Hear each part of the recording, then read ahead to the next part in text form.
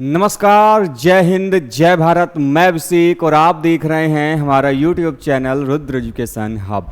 दोस्तों, एक बार फिर से आप सभी का हमारे इस यूट्यूब चैनल पे हार्दिक स्वागत और अभिनंदन है। दोस्तों, आज के सेशन में, आज की इस वीडियो में हम आपसे बात करने वाले हैं हिस्ट्री के एंशिएंट इंडिया पार्ट की बहुत एक इंपॉर्टेंट टॉपिक के बारे में, जिसका नाम है मौर्यकालीन प्रशासनिक व्यवस्था। जी हाँ दोस्तों, हम सभी ने अभी तक प्रीवियस वीडियोस के माध्यम से मौर्यकाल की जो सेंट्रल एडमिनिस्ट्रेशन सिस्टम थी, जो केंद्रीय प्रशासन व्यवस्था थी, उसको डिस्कस कर लिया है। साथ ही साथ प्रोविंशियल और जो सिटीज के जो एडमिनिस्ट्रेशन कॉन्सेप्ट थे उनको डिस्कस किया जा चुका है, अर्थात प्रांतीय और नगरीय जो प्रशासनिक व्यवस्थाएं थी वो कैसी थी दोस्तों, उन सभी पॉइंट्स को हम लोगों ने डिस्कस कर लिया है। और आज के इस सेशन में दोस्तों, मौर्य काल के दौरान जुडिशियल सिस्टम कैसा था, न्याय व्यवस्था कैसी थी, और अन्य बातों को दोस्तों आज के सेशन में हम आपके साथ डिस्कस करने वाले हैं। तो इसके पहले कि दोस्तों आज के सेशन की हम शुरुआत करें, जल्दी से दोस्तों आप सभी जुड़ जाइए, और चैनल पर नए नहीं है दोस्तों तो चैनल को सब्सक्राइब करने के साथ चैनल को लाइक जरूर करें, साथ ही वीडियो को सब्सक्राइब जरूर से कीजिएगा। दोस्तों, आज का हमारा जो टॉपिक है वो है दोस्तों न्याय प्रशासन व्यवस्था, जुडिशियल सिस्टम। अब आप सभी जानते दोस्तों, मौर्य काल उन कालों में गिना जाता है जिस काल में जो न्याय व्यवस्था है वो अपने काफी सुदृढ़ रूप में, काफी व्यवस्थित रूप में आपको दिखाई देती है। ऐसे में दोस्तों, चाहे वो अशोक की बात करें, चाहे अशोक के बाद की बात करें, जिस प्रकार से न्यायालयी व्यवस्था हमें मौर्य काल में देखने को मिलती है, वह बड़ा ही महत्वपूर्ण रोल एंशिएंट इंडिया के न्यायिक व्यवस्था पर हमें उसका प्रकाश जो है देखने को मिलता है। अब क्या था, आइए इसको हम समझते हैं। दोस्तों, जैसे वर्तमान समय में हम देखें तो हमारे यहाँ पे जो हमारी प्रेजेंट आपकी जो गवर्नमेंट है, या जो प्रेजेंट सिचुएशन है, यहाँ पे 3 प्रकार की न्यायालय व्यवस्था आपको दिखाई देगी। सबसे सर्वोच्च पर दिखाई देगा सर्वोच्च न्यायालय, या फिर इसको आप उच्चतम न्यायालय, या फिर दोस्तों जिसको आप सुप्रीम कोर्ट के नाम से जानते हैं। जबकि दूसरे स्तर पर दिखाई देगा सभी राज्यों के लिए अपने महत्वपूर्ण आपके जो हाई कोर्ट है, जिसको हम लोग उच्च न्यायालय कहते हैं, और फिर आपको दिखाई देगा स्थानीय न्यायालय, जिसको हम लोग जिला न्यायालय के रूप में जानते हैं। इसमें आपके फौजदारी के न्यायालय अलग होते हैं और सिविल के अर्थात आपके दीवानी के न्यायालय अलग होते हैं। ठीक वैसे ही व्यवस्था कुछ आपको यहां पे न्याय प्रशासन में मौर्य काल के दौरान भी देखने को मिलती है, जहां पे न्यायालयी वर्गीकरण जो है, जो जुडिशियल आपके क्लासिफिकेशन है, उनके हायरार्कीज की, वो भी आपको इस मौर्यन टाइमलाइन के दौरान देखने को मिलेगी। जैसे यदि हम कहें तो सर्वोच्च न्यायालय कौन सा था, तो सर्वोच्च न्यायालय किसके पास था। जैसे वर्तमान समय में हमारा सर्वोच्च न्यायालय दिल्ली में है, और पूरे सर्वोच्च न्यायालय की संख्या कितनी है, 1 है। और पूरे यदि हम भारत में देखें तो राज्यों के लिए अपने अलग अलग लगभग 24 से 25 आपके उच्च न्यायालय हैं, और फिर आपके जिले वाइज अपने अलग अलग न्यायालय हैं। वैसे ही मौर्य काल का जो सबसे एपेक्स कोर्ट माना जाता है, जो सबसे हाईएस्ट कोर्ट माना जाता है, उसको हम लोग सुप्रीम कोर्ट कह सकते हैं, वह सर्वोच्च न्यायालय किसका था, राजा का स्वयं का जो न्यायालय होता था, जहां राजा स्वयं से फैसला सुनाता था किसी विवाद के ऊपर, किसी अपराध के ऊपर, वह न्यायालय राजा का न्यायालय होता था, और उसे हम सर्वोच्च न्यायालय की संज्ञा मौर्य काल के दौरान देते हैं। और सर्वोच्च कानून राजाज्ञा ही थी, मतलब राजा के द्वारा दिया गया जो राजा की आज्ञा है, वही राजाज्ञा मौर्य काल के दौरान सर्वोच्च आज्ञा के रूप में, सर्वोच्च कानून के रूप में हमें दिखाई देती है। अब देखिए अंतर है थोड़ा सा। जैसे वर्तमान समय में हमारे पास क्या है, पार्लियामेंट है। पार्लियामेंट का काम क्या है, कानूनों को बनाना। लेकिन साथ ही साथ आप ये देखते हैं कि कई बार सुप्रीम कोर्ट क्या करती है, अपने फैसले देती है, निर्देश देती है, और वही निर्देश क्या बन जाते हैं, कानून बन जाते हैं। ठीक उसी प्रकार आप यहां पर देख रहे हैं कि राजा के पास भी यह अधिकार है कि जो वो राजाज्ञा दे रहा है, जो वो आज्ञा दे रहा है, वही क्या बन जा रहा है, सर्वोच्च कानून बन जा रहा है, हाईएस्ट आपकी क्या बन जा रही है, लॉ बन जा रही है with in the their territory. अब हम आते हैं कि कौटिल्य के द्वारा, जो कि आपके चंद्रगुप्त मौर्य के प्रधानमंत्री थे, इनको विष्णुगुप्त और चाणक्य के रूप में भी जानते हो, इनके द्वारा लिखित पुस्तक का नाम क्या है बेटे, तो आपने जरूर नाम सुना होगा, अर्थशास्त्र का। ठीक है, तो इन कौटिल्य भाई साहब ने राजाज्ञा को धर्म और व्यवहार से भी ऊपर रखा है, अर्थात आपको धर्म का पालन करना है, आप व्यवहार का पालन कर रहे हैं अपने, लेकिन यदि किसी शासक के द्वारा, किसी राजा के द्वारा कोई राजाज्ञा जारी की गई, कोई आपकी दिशा निर्देश जारी किए गए, तो ये धर्म और उस व्यवहार के भी ऊपर है, और उसको आपको इनके ऊपर मानना भी पड़ेगा। यह कौन कह रहे हैं? ये कौटिल्य कह रहे हैं। अब यहां पे यदि हम देखें तो मौर्य काल के दौरान न्यायालय के अपने प्रकार भी हैं, जिसमें आपने दो बड़े महत्वपूर्ण सुने होंगे, धर्म स्थानीय और कंटक शोधन। अब ये क्वेश्चन आपके एग्जाम में आता है कि धर्म स्थानीय क्या है, कंटक शोधन क्या है। तो जो धर्म स्थानीय है ये दीवानी न्यायालय था। देखिए हमारे यहाँ पे यदि हम कोर्ट सिस्टम की बात करते हैं, हालांकि हमारे यहाँ पे कोर्ट सिस्टम अब कई सारे डिफरेंसेस क्लासिफिकेशन में देखने को मिलते हैं, जैसे फैमिली कोर्ट अलग होता है, रेवेन्यू कोर्ट अलग होता है, इसके अलावा आपके चाइल्ड वेलफेयर के कोर्ट अलग होते हैं, ठीक है, आपके क्रिमिनल कोर्ट्स अलग होते हैं, सिविल कोर्ट्स अलग होते हैं, तो अलग अलग आपके क्लासिफिकेशन। लेकिन मेजर हम देखें तो दो मिलता है, क्रिमिनल कोर्ट, दूसरा आपका सिविल कोर्ट जिसको हम लोग फौजदारी के न्यायालय कहते हैं, दूसरा आपके दीवानी न्यायालय कहते हैं। अब ऐसे ही जो हमारे यहाँ पे जैसा कि मैंने कहा कि एक तो है आपका क्रिमिनल कोर्ट और दूसरा है आपका सिविल कोर्ट। ऐसे मामले जो अपराधी मामले जो फिजिकली क्या किए जाए, किसी को असॉल्ट किया, जैसे हत्या, मर्डर, ठीक है, लूट, डकैती, ठीक है, इस प्रकार के रॉबरी हो गया, साथ ही आपके रेप हो गया, किसी को मारपिटैया हो गया, बलवा दंगा हो गया, ये सब क्या आएंगे आपके क्रिमिनल एक्ट में आएंगे। और ये आपके किस कोर्ट के द्वारा रिजॉल्व किए जाएंगे, क्रिमिनल कोर्ट के द्वारा, जो फौजदारी न्यायालय होगा उनके द्वारा ये रिजॉल्व किए जाते हैं। जबकि भूमि एवं राजस्व से संबंधित जो मामले हैं वो सिविल कोर्ट्स के क्या किए जाते हैं, सॉल्व किए जाते हैं, जिनको हम लोग दीवानी न्यायालय कहते हैं। ठीक उसी प्रकार जो है दोस्तों हमें मौर्य काल के दौरान धर्म स्थानीय वह क्या था, दीवानी न्यायालय था, जिसमें भूमि एवं राजस्व से संबंधित मामलों का निपटारा किया जाता था। और इस कोर्ट का जो प्रमुख होता था, जो हेड होता था, उसे हम किस नाम से जानते थे, व्यावहारिक के नाम से जाना जाता था। वहीं पे दूसरा कोर्ट है आपका कंटक शोधन। यह क्या है, यह फौजदारी न्यायालय है, अर्थात यहां पे मारपिटैया, दंगा फसाद, हत्या, लूट, ठीक है, बलात्कार, इस प्रकार के मामले आपके कहां पर आते हैं, आपके कंटक शोधन में आते हैं। ये फौजदारी न्यायालय था मौर्य काल के दौरान, इसका प्रमुख प्रतिष्ठा कहलाता था।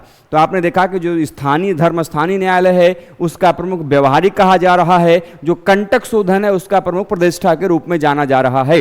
अब क्योंकि मौर्य काल है, न्यायिक व्यवस्था की हम बात करें तो केवल और केवल किसी को न्याय देना किस प्रकार से हो सकता है, या तो हम उस व्यक्ति को दंड दें, या तो उस व्यक्ति के खिलाफ हम उसको जुर्माना लगाएं। अब दंड कई प्रकार हो सकते हैं, दंड शारीरिक भी हो सकता है, आर्थिक भी हो सकता है। शारीरिक दंड में उसको कारावास दे दिया गया, उसको फांसी पर लटका दिया गया, उसका अंग भंग कर दिया गया, अंग मतलब कोई अंग काट दिया गया, उसको अंग भंग करना। प्राचीन काल में ये परंपरा रही, वर्तमान समय में ये परंपरा नहीं मिलती है। जैसे आप किसी को सजा देने तो ये थोड़ी कह देंगे कि उसका हाथ छटका दो, उसका पैर लटका दो, ये सब काम नहीं चलता। अभी आपके दो ही प्रकार के दंड मिलते हैं मुख्यतः, एक आर्थिक मिलता है, मतलब जुर्माना लगा तो लाख रुपया, 5 लाख रुपया, 10 लाख रुपया, 1 करोड़, 2 करोड़, या फिर किसी को 1 साल की सजा, 2 साल, 3 साल, 7 साल उम्र कैद, या फिर फांसी, इस प्रकार। लेकिन प्राचीन काल में 3 प्रकार की परंपराएं देखने को मिलती हैं, अंग भंग, आर्थिक जिसको हम लोग दंड कहते हैं, पेनाल्टी कहते हो, आप जुर्माना कहते हो, तीसरा आपकी अब किसी गंभीर मामले में आपको क्या मिलता था,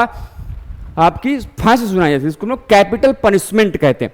अब यदि हम मौर्य काल में आते हैं तो मौर्य काल में जो दंड विधान है, ठीक है, यह क्या था, काफी कठोर हमें देखने को मिलता है।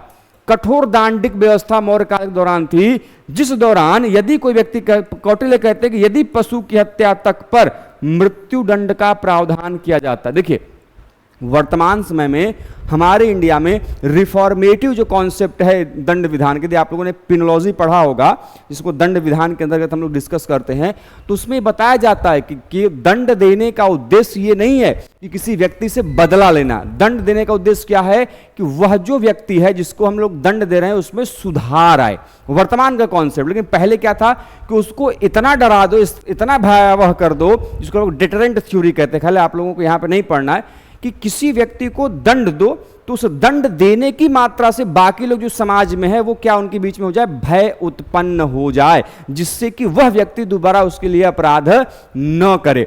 ठीक है, अब यहीं पे कौटिल्य उसी बात की चर्चा करें कि यदि कोई व्यक्ति पशु की हत्या कर रहा है तो उसके लिए उसको क्या दिया जा सकता था, मृत्यु दंड अर्थात कैपिटल पनिशमेंट तक दिया जा सकता था। वर्तमान समय में हमारे जुडिशियल सिस्टम में जो कैपिटल पनिशमेंट है, जो मृत्यु दंड है, यह क्या है, ये रेयर एंड रेयरेस्ट केस में दिया जाता है। जब कोई ऐसे आप अपराध करें जो कि अपने आप में बहुत ज्यादा क्या हो, रेयर हो और बहुत ज्यादा अत्यधिक संगीन अपराध आपने किया है, तभी आपको क्या मिलेगा, मृत्यु दंड दिया जाएगा, फांसी दिया जाएगा। अन्यथा आपको उम्र कैद, आजीवन कारावास, कठोर दंड की प्रकार की जो परंपरा है वह देखने को मिल सकती है, लेकिन मृत्यु दंड समानता आपको नहीं मिलता। लेकिन मौर्य काल में आप देख रहे हैं कि पशु की हत्या भी आपने कर दी, फिर भी आपको मृत्यु दंड मिल सकता है।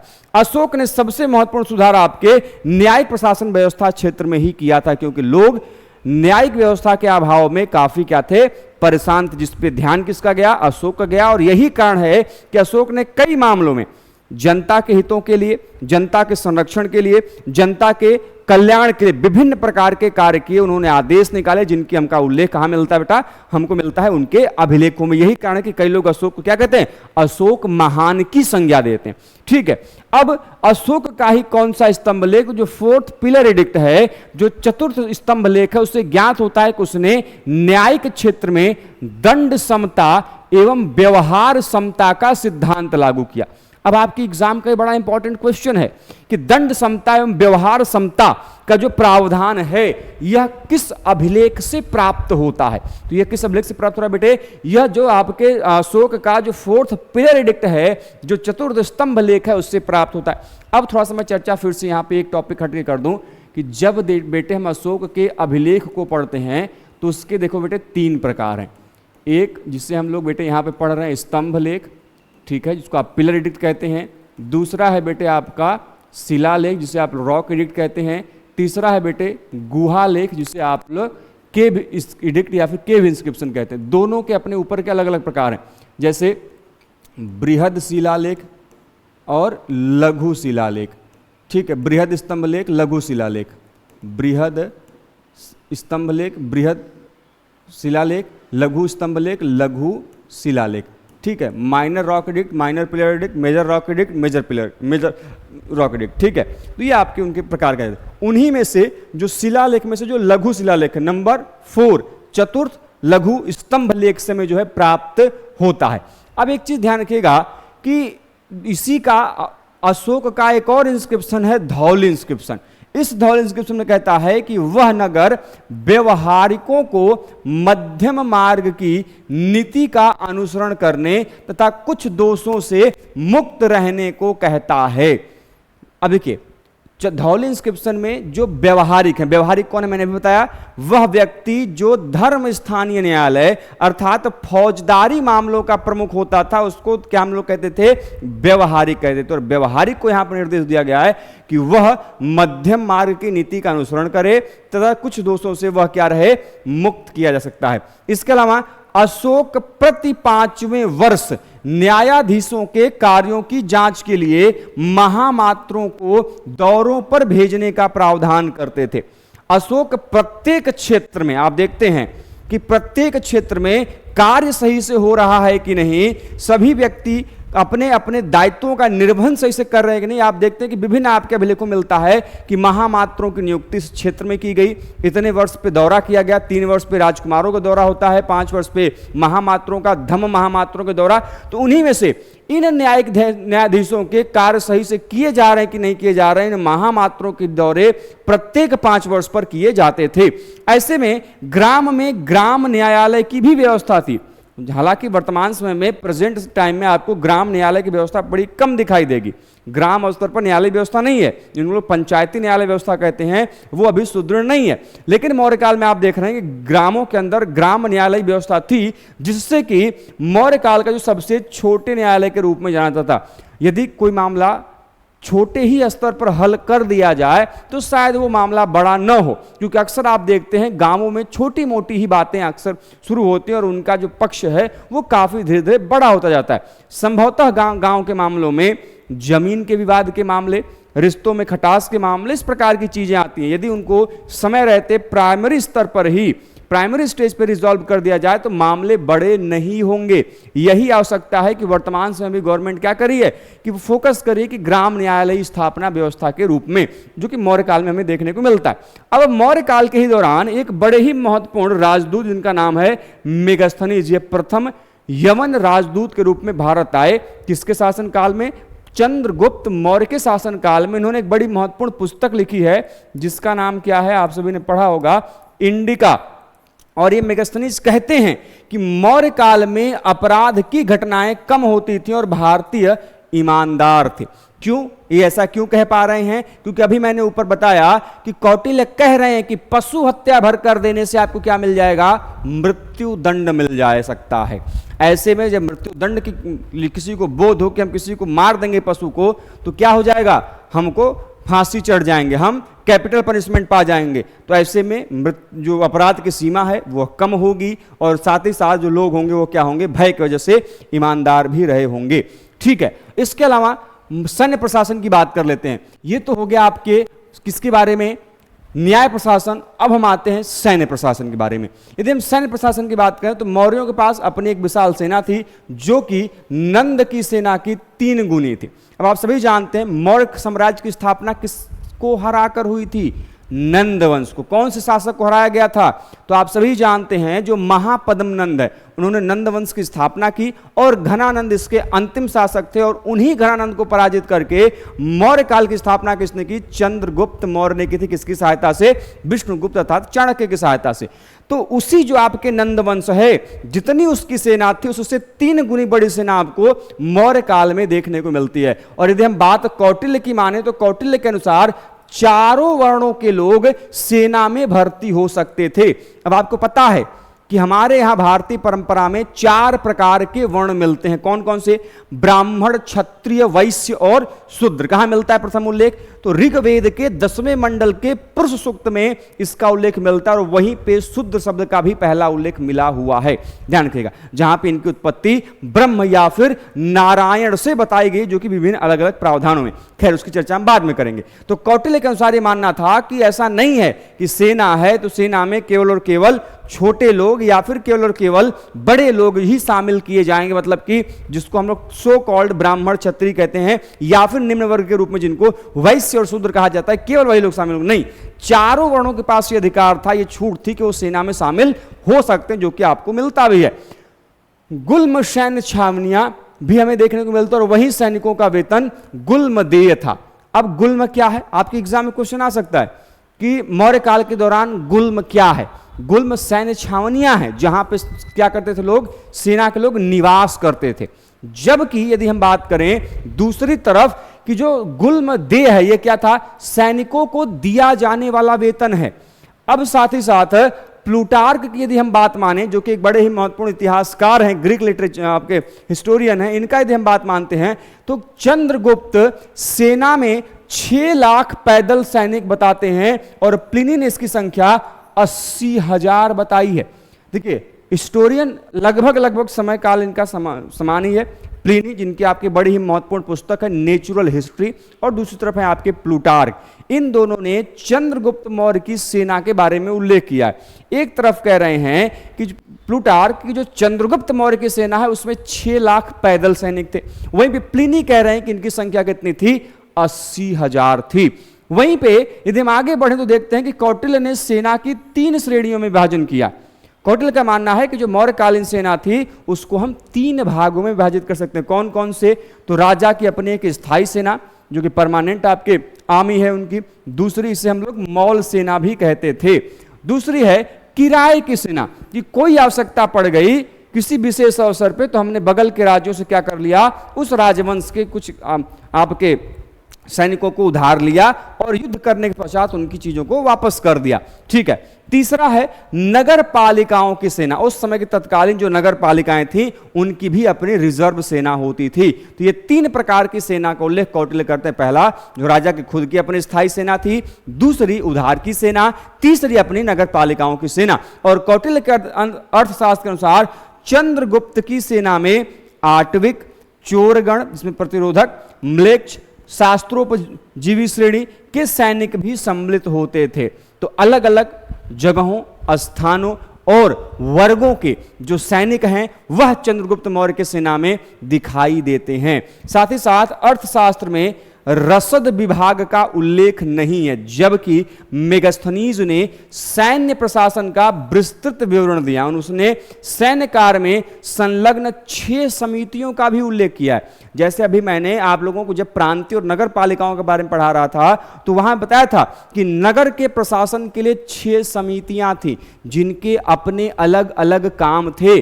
ठीक वैसे ही सैन्य प्रशासन में मौर्य काल के दौरान कौटिल्य क्या कह रहे हैं, कुल माफ कीजिएगा, आपके मेगास्थनीज कह रहे हैं 6 समितियों का उल्लेख कर प्रत्येक समिति में 5 सदस्य होने की बात कर रहे हैं। और इस प्रकार इन समितियों की कुल सदस्य संख्या कितनी थी, 30। जैसे नगर में भी 6 थे, हर एक में 5 थे, उनकी भी संख्या सदस्यों कितनी थी, कुल 30। ठीक वैसे ही आपको यहां पर भी 6 समितियां और 5-5 सदस्य देखने को मिलते हैं। अब ये समिति क्या थी समझ लेते हैं। प्रथम समिति जो थी वो जल सेना से, आपका जो नेवल आर्मी है उससे संबंधित थी। दूसरा रसद सामग्री से, जो कि क्या करती थी, सैनिकों के लिए खाद्य आपूर्ति का काम करती थी। क्या करती थी, खाद्य आपूर्ति, क्योंकि सैनिक यदि लड़ रहे हैं तो उनको भोजन भी चाहिए, उनको खाद्य की भी आवश्यकता पड़ेगी, उनको एमिनेशंस की भी आवश्यकता पड़ेगी। तो ये सारी चीजों का काम किसका था भैया, ये आपके द्वितीय समिति का था। तीसरा पैदल सेना से संबंधित, क्योंकि भैया हमारे और वर्तमान समय आपकी तरह तो जो व्हीकल के साधन नहीं है कि ट्रक पे चले जा रहे हैं, हेलीकॉप्टर पे चले जा रहे हैं, जहाजों पे चले जा रहे हैं, नहीं, ये कैसी थी, ये आपके पैदल सेना के संबंध। चतुर्थ है अश्वारोही, घोड़े उस समय सबसे महत्वपूर्ण संसाधन माने जाते थे यातायात के, और घोड़ों से महत्वपूर्ण युद्ध लड़े भी जाते थे। तो जो चतुर्थ आपकी समिति थी इसी संबंधित थी। 5वीं गज सेना से संबंधित, ठीक है। और अनिकस्थ जो है ये हाथियों का महावत कहा जाता था। हाथियों का महावत, जो कि हाथियों को कंट्रोल करता है उसको महावत कहते हैं, ठीक है। और अनिकस्थ जो है ये उसी हाथियों का महावत था। और जो 5वीं सेना थी वो उसी गज सेना संबंधित थी, हाथियों की सेना से संबंधित थी। और आपकी 6ठी है रथ सेना से संबंधित। तो अलग अलग सेनाओं के अपने वर्ग थे, रथ की सेना, हाथियों की सेना, पैदल सेना, जल सेना, ठीक है। तो इन वर्गों के अपने अलग अलग समितियों के अपने अलग अलग क्या थे, काम जो है देखने को मिलते हैं।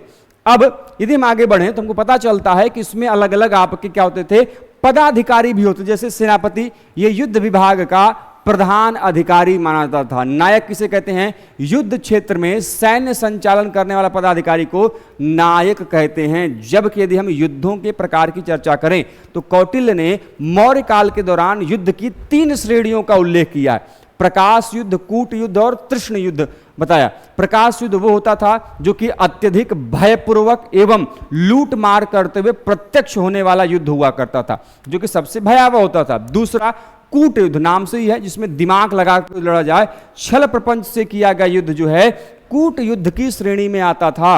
एवं आपका जो 20 प्रयोग के द्वारा राजा को मारकर राज्य पे कब्जा करना तृष्ण युद्ध के रूप में जानते हैं। इसलिए अशोक के माफ कीजिएगा कौटिल्य ने शासक को जहर से बचाने के लिए उसके प्रयोग की भी विधि जो है अपने अर्थशास्त्र में लिखी हुई है। क्योंकि उसमें प्रचलन था कि शासक को किसी प्रकार से कोई ऐसा पदार्थ खिला दो जिससे कि वह व्यक्ति क्या हो जाए, मर जाए, शासक मर जाए और उसके राज्य पे आसानी से कब्जा कर ले जाए। खासकर ये उन राज्यों में होता था जिन शासकों का कोई अपना उत्तराधिकारी नहीं होता था, ठीक है। तो ये 3 प्रकार के आपने युद्ध देखे। प्रकाश युद्ध जो कि आपके भय की स्थिति उत्पन्न करके लूट मार करके कर लेता था। कूट युद्ध जिसमें दिमाग लगा के छल प्रपंच करके युद्ध लड़ जाता था। तृष्ण युद्ध जिसमें शासक को जहर पिला के मार के, ठीक है, उसके राज्य को कब्जा कर लेता था, ठीक है। कौटिल्य ने ही राजा को समय एवं परिस्थितियों का अनुसार इन तीनों के युद्ध करने की सलाह दी है। ऐसा नहीं है कि वहां पे हमारे और आपकी तरह हम लोग भारतीयों सबसे बड़ी दिक्कत क्या है, हम लोग मोरल वाले व्यक्ति हो जाते हैं, हम लोग स्वाभिमान दिखाने लगते हैं, हम लोग नैतिकता दिखाने लगते हैं। हम लोगों में नैतिकता इतनी भरी हुई है कि हमारे ऊपर सामने वाला कितना भी खंजर से वार कर ले, हमको खूब वार पे वार करते जाए, खूब चोट पे चोट देते जाए, लेकिन जब बारी उसकी आएगी तो हम नैतिकता दिखाने लगते हैं। और इसी नैतिकता के चक्कर में हमने प्राचीन काल से लेके आधुनिक काल तक चाहे वो मुगल रहे हों, चाहे वो अंग्रेज रहे हों, या फिर मुस्लिम आक्रमणकारी रहे हों, या फिर जितने प्राचीन काल के आक्रमणकारी थे, चाहे वो शक थे, चाहे वो पहलव थे, चाहे वो हूण थे, जितने आक्रमणकारी थे, सभी ने भारत की लोगों की नैतिकता का ही फायदा उठाया और उसी नैतिकता की वजह से भारत को हम कह सकते हैं गुलाम बना और अन्य धर्मों को भारत में थोपा गया। ये केवल और केवल भारत के लोगों की नैतिकता है। और आज भी आप देखते हैं कि नैतिकता के ही वजह से कई लोगों के ऊपर विभिन्न प्रकार के वार किए जाते हैं, आघात किए जाते हैं, लेकिन फिर भी वो होता है ना कि अपने अंदर दया भावना, अपने अंदर दूसरे लोगों को समाहित कर लेना, अपने आप में सहिष्णु हो जाना, इस प्रकार की चीज़ें जो है भारत के लोगों के अंदर बहुत ज़्यादा देखने को मिलते हैं, जिसका फायदा अन्य लोग उठाते हैं और बहुत पहले से उठाते चले आ रहे हैं। यही कारण है कि कौटिल्य कहते हैं कि यदि आवश्यकता पड़ती है तो जरूरी नहीं है कि सामने से युद्ध करके आप क्या कर सकते हैं, आप जीत सकते हैं। नहीं, आपको यदि आवश्यकता पड़ रही है तो सामने से भी युद्ध कीजिए, आपको आवश्यकता पड़ रही है छल प्रपंच कीजिए, षड्यंत्र करिए, तब भी जीतिए। आवश्यकता पड़े राजा को विष दीजिए, जहर दीजिए, मार के उसका राज्य कब्जा कर लीजिए। लेकिन इन तीनों प्रकार के युद्धों का सलाह देते हैं कौन? कौटिल्य। इसीलिए उनको चाणक्य कहा गया है ना। अगला, इसका प्रथम विस्तृत विवरण अर्थशास्त्र में ही मिलता है, जो मैंने 3 युद्ध बताए, ठीक है, प्रकाश युद्ध, ठीक है, कूट युद्ध और तृष्ण युद्ध। इसका यदि हम बात करते हैं कि पुरुष एवं महिलाएं, आपके यदि हम गुप्तचर व्यवस्था की बात करें, ठीक है, गुप्तचर व्यवस्था, स्पाई सिस्टम, अब आप सभी जानते हैं किसी राज्य को किसी खतरों से बचाना, राज्य के बारे में व्यवस्थित और सही जानकारी देना किसका काम है? गुप्तचर व्यवस्था। जैसे हमारे यहाँ पे अपनी गुप्तचर संस्थाएं हैं, आपने रॉ का नाम सुना होगा, रिसर्च एनालिसिस विंग है, ठीक है, आपने आईबी का नाम सुना होगा, इंटेलिजेंस ब्यूरो है, ठीक है, सीबीआई का नाम सुना होगा, सेंट्रल ब्यूरो ऑफ इन्वेस्टिगेशन है, एनआईए का नाम सुना होगा, नेशनल इन्वेस्टिगेशन एजेंसी है। तो कई सारी ऐसे यहाँ पे क्या हैं? गुप्तचर संस्थाएं हैं। और इन गुप्तचर संस्थाओं का काम क्या है कि गुप्त रहते हुए, छिपे हुए जानकारियों को उजागर करना और समय रहते यदि कोई राष्ट्र पे खतरा आ रहा है तो उसकी जानकारी प्राप्त कर उसको समाप्त कर उन चीजों को क्या करना? अपने देश के हित में कार्य करना। तो ऐसे में हमें प्राचीन काल से भी इस प्रकार के प्रमाण देखने को मिलते हैं और मौर्य काल में गुप्तचर व्यवस्था के प्रमाण हमें कहां मिलते हैं? आपके अर्थशास्त्र में मिलते हैं। और गुप्तचर में ऐसा नहीं है कि केवल और केवल पुरुष ही शामिल थे, बल्कि महिलाएं भी बराबर का योगदान दे रही थी। दोनों गुप्तचर हो सकते थे, जिसमें गणिकाएं भी गुप्तचर हुआ करती थी। अब हम गणिकाएं किसको कहते हैं? हु इज कॉल्ड, गणिकाएं कौन है? ये बड़ा महत्वपूर्ण है। तो गुप्त काल के दौरान हो, चाहे मौर्य काल के दौरान हो, चाहे वर्तमान काल के दौरान हो, आप देखते हैं कि एक बड़ा महत्वपूर्ण केंद्र होता है कोठा। कोठा कौन सा क्षेत्र कहते हैं? वो रेड लाइट एरिया, जहां पे लोग अपनी शरीर की आग बुझाने जाते हैं, ठीक है। तो प्राचीन काल में जो वेश्याएं होती थी, जो गणिकाएं होती थी, ये इसका बड़ा प्रमुख स्थान होता था, जहां पे विभिन्न प्रकार के लोग आते थे और उनको यदि किसी प्रकार की जानकारी मिलती थी तो उनका काम क्या था? शासक वर्ग के पास उसकी जानकारी को पहुंचा देना। इसीलिए गणिकाओं ने भी गुप्तचर व्यवस्था में अपना बड़ा महत्वपूर्ण योगदान दिया है, क्योंकि जितने भी ऐसे लोग हैं जो किसी भी प्रकार के अपराध में शामिल होते हैं, मुख्यतः इस प्रकार के कार्यों में सम्मिलित पाए जाते हैं। इसीलिए गणिकाएं इस प्रकार के गुप्तचर व्यवस्था में प्राचीन काल से लेकर वर्तमान समय तक अपने बड़ी ही महत्वपूर्ण भूमिकाएं निभाती आई हैं। पूरे साम्राज्य में गुप्तचरों का जाल बिछा हुआ हमें मौर्य काल में देखने को मिलता है। और गुप्तचरों के कार्यों की बात करें तो सभी अधिकारियों एवं जनता पर नजर रखना, ये भोले भाले लोगों से अंधविश्वास का सहारा लेकर कोष संचयन में भी सहायक होते थे। देश में लोकमत जानने के लिए भी इन प्रकार की गुप्तचरी व्यवस्था का जो प्रयोग है वह किया जाता था। शासक को यदि पता करना है कि उसके विरुद्ध क्या चल रहा है, जनता के बीच में लोगों के क्या विचार बन रहे हैं, जिससे कि समय रहते जनता में आक्रोश पैदा न हो, विद्रोह न हो जाए, उसको भी लेके गुप्तचर व्यवस्था को काफी महत्वपूर्ण योगदान मिलता है। अब गुप्तचरों के अपने अलग अलग नाम हैं, ठीक है। तो ओवरसियर्स ने, मेगास्थनीज ने गुप्तचरों को क्या कहा? ओवरसियर्स, एपिस्कोर्स या फिर इफर कहा है। किसने कहा है? मेगास्थनीज ने। वहीं पे स्ट्रैबो ने गुप्तचरों को इंस्पेक्टर कहा है, नोट कर लीजिएगा, इंपॉर्टेंट है। वहीं पे अर्थशास्त्र में गुप्तचरों को गूढ़ पुरुष कहा गया। ये तो कई बार आपके एग्जाम में आया है कि मौर्य काल के दौरान गूढ़ पुरुष क्या है, या फिर गूढ़ पुरुष का उल्लेख कहां मिलता है, तो अर्थशास्त्र में कौटिल्य के मिलता है। गूढ़ पुरुष किसे कहा गया है? गुप्तचरों को कहा गया है। गुप्तचरों का प्रमुख कौन होता था? महामार्त्यापसर्प। महामार्त्यापसर्प गुप्तचरों का प्रमुख होता था। और गुप्तचरों के दो प्रकार बताए गए थे मौर्य काल के दौरान। ये दो प्रकार आप सभी जानते हैं। एक होती थी संस्था, जो कि स्थायी गुप्तचर होते थे, जो कि एक स्थान पर रहकर क्या करते थे?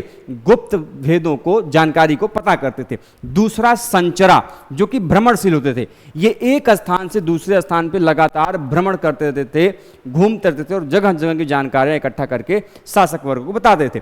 अब संस्था, जो कि स्थायी गुप्तचर व्यवस्था थी, उसमें आपके कापाटिक, वैदेहिक, ठीक, वैदेहिक, उदादिस्थ, तापस और गृहपतिक आते थे। संचरा में आपके शन्य, तीक्ष्ण, रसद और परिवाज्रिका इसके अंतर्गत आते थे। अब कल को यदि आपके एग्जाम में यूजीसी नेट वगैरह एग्जाम में पूछ लिया जाए कि निम्नलिखित में से किसका भाग है, तो आपको ध्यान में रखना होगा। ठीक है। अब कापाटिक ये विद्यार्थी के वेश में काम करते थे, वैदेहिक व्यापारियों के वेश में काम करते थे, तापस तपस्वियों के वेश में काम करते थे, ठीक है, और परिवाज्रिक जो है आपके भिक्षुकिया के वेश में जो है काम करते थे। मतलब ये जो गुप्तचर हैं ये थ्वित गुप्तचर, लेकिन इन्होंने विभिन्न प्रकार के वेशों को धारण करके भारत में उस समय के तत्कालीन मौर्यकालीन स्थान में क्या किया था? गुप्त जानकारियों को पता करने का कार्य किया था। ठीक है। मौर्य काल में पुलिस व्यवस्था भी अपने आप में काफी महत्वपूर्ण थी, जिसे अर्थशास्त्र में क्या कहा गया? रक्षिण कहा गया। इंपॉर्टेंट है। मौर्य काल में जो पुलिस व्यवस्था थी उसमें उसको रक्षिण कहा गया है, जबकि राजदूत मौर्य प्रशासन का एक बड़ा ही महत्वपूर्ण विभाग था और राजदूत राजा का प्रवक्ता माना जाता था। कि राजा की तरफ से किसी को बोलना है तो वो उसका राजदूत माना जाता था। निसृष्टार्थ, सर्वाधिक संपन्न राजदूत को निसृष्टार्थ कहते थे। परिमितार्थ, समिति उद्देश्यों से, सीमित उद्देश्यों से संबंधित राजदूत, मतलब कोई विशेष कार्य के लिए किसी सीमित उद्देश्य के जिसको राजदूत बनाता था, तो वो आपके परिमितार्थ कहता था। शासन हर राजाज्ञा को ले जाने वाला जो राजदूत था वो शासन हर कहा जाता था। ठीक है, क्लियर बात। इसके अलावा हम आते हैं भू राजस्व एवं कर व्यवस्था के बारे में। उम्मीद करते हैं कितनी जानकारी आप लोगों को समझ में आई होंगी।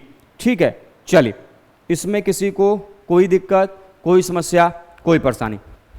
चलिए जल्दी से एक बार वीडियो को लाइक जरूर से कर दीजिएगा। ये सारे वीडियोस आप लोगों के लिए काफ़ी महत्वपूर्ण हैं। ठीक है, अब हम लोग जब अगले सेशन में जुड़ेंगे आपसे तो वहां पर डिस्कस करेंगे इसके बारे में, भू राजस्व व्यवस्था के बारे में, कि मौर्य काल के दौरान ये जो रेवेन्यू सिस्टम है, जो लैंडमार्क सिस्टम है, ये कैसा था। ठीक है, उसके बारे में डिस्कस करेंगे। तो फिलहाल के लिए, आज के लिए, अभी के लिए बस इतना ही।